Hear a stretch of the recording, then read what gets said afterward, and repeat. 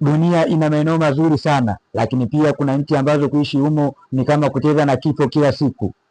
Leo nitakuonesha nchi 10 hatari zaidi kuishi duniani kutokana na vita, uhalifu au maisha magumu. Tukianza na nchi namba 10 ambayo ni hatari kuishi hapa duniani.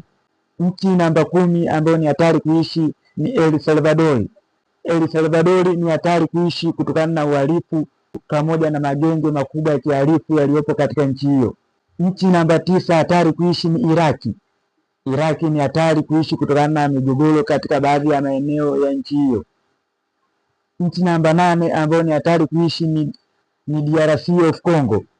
DRC of Congo ni hatari kuishi kutokana na mapigano ya muda mrefu yanayoendelea katika nchi hiyo. Nchi ya 7 ambayo ni hatari kuishi hapa duniani ni Venezuela. Venezuela ni hatari kuishi kutokana na uchumi mbovu pamoja na uhalifu unaendelea katika nchi hiyo. Nchi ya 6 hatari kuishi ni Haiti. Haiti ni hatari kuishi kutokana na uhalifu mkubwa na machafuko ya kisiasa katika nchi hiyo. Nchi namba 5 ambayo ni hatari kuishi ni Yemen. Yemen ni hatari kutokana na vita na njaa kali zinavyoendelea katika nchi hiyo. Nchi ya 4 ambayo ni hatari kuishi ni Somalia. Somalia ni hatari kuishi kutokana na ugaidi na ukosefu wa utulivu katika nchi hiyo. Nchi ya 3 ambayo ni hatari kuishi ni South Sudan. South Sudan ni hatari kuishi kutokana na migogoro ya kisiasa na vita vya ndani kwa ndani vinavyoendelea katika nchi hiyo. Nchi ya 2 ambayo ni hatari kuishi ni Syria.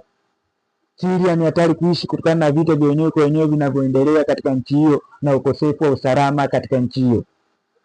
Na nchi ya kwanza ambayo ni hatari kuishi hapa duniani ni Afghanistan.